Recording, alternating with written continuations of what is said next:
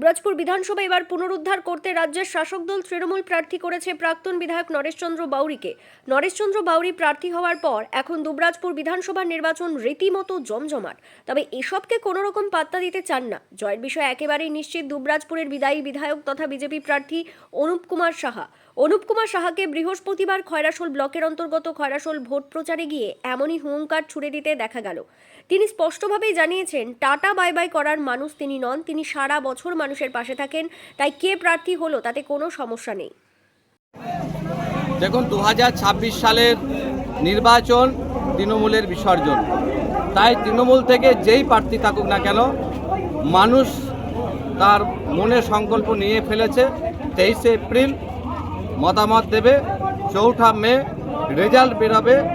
4ঠা মে ভারতীয় জনতা পার্টির মনোনীত প্রার্থী জিতবে, বিপুল ভোটে জিতবে।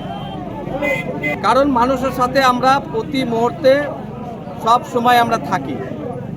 তাই টাটা বাই বাই লোক চাই না, মানুষ চাই মানুষের সাথে যে থাকবে, প্রতি মুহূর্তে পরিষেবা দেবে, প্রতি মুহূর্তে মানুষকে সাথে নিয়ে চলবে, রাজনীতির ঊর্ধ্বে উঠে মানুষের সেবা করবে।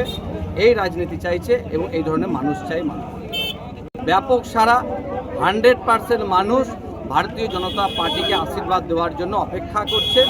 23শে এপ্রিল বিপুলভাবে মানুষ ভোট দেবে এবং মানুষের মতামত ভারতীয় জনতা পার্টির পক্ষে থাকবে।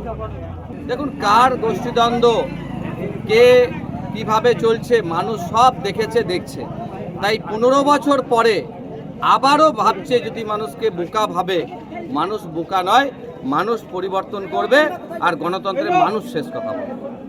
আমি তাই প্রতিটা ক্ষেত্রে ব্যর্থ পশ্চিমবঙ্গকে একদিকে 34 বছরের সিপিএম আর 15 বছরের তৃণমূল 50 বছর পশ্চিমবঙ্গকে পিছিয়ে দিয়েছে।